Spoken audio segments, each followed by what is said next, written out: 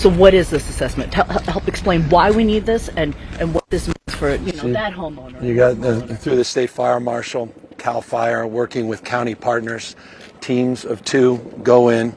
They will go into a property like this. They'll assess and they will photograph, and then they will post online after it's verified, about a 12-hour process, and people can go on a website.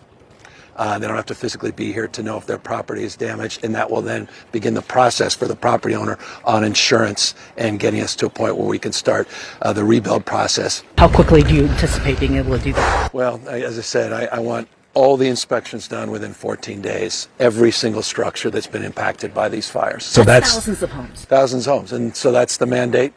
Whatever resources they need, we said we're going to provide it.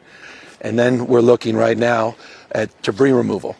And you're looking at Herculean effort. I'll give you an example. We were just with the inspectors. They say it's a little different world now today with batteries, not just car batteries, but battery packs, people with solar, those Tesla wall batteries and the like. So the hazmat side of this is made a little bit more complicated, which is fine. We'll work through that.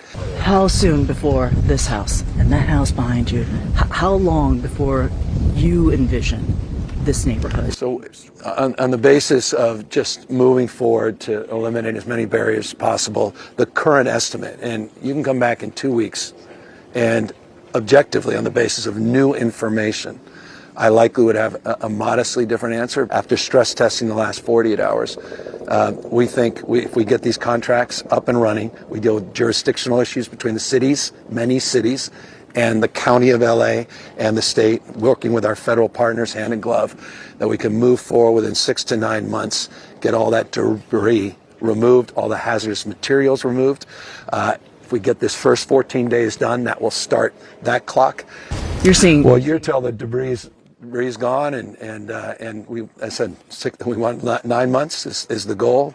9 months to a year. You're looking at the magnitude of this, and with the hazmat side, it has to be done in a way that services the long-term needs. And then obviously you're going to learn from this process. Some of the buildings that are surviving, part of their assessment is why did they survive? In so many cases, it's building materials. It's not having the eaves. You see, this is a miracle. This house survived with the old structure where you can get those embers that would flow right into the attic, and that structure's gone, making sure that you never see new construction like that again. And then what about insurance?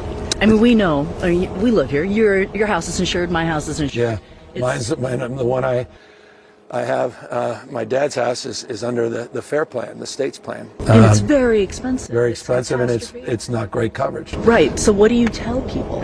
We tell them that we are not only assessing all of that in real time and have hired an independent group to stress test not just the insurance market, but the utility market in California as well. We had that experience after Camp, led to one of the largest bankruptcies in U.S. history, the largest investor-owned utility, PG&E. From that came a wildfire fund to help stabilize that market. And I say that because we're also mindful of the ongoing investigation as to the cause of this.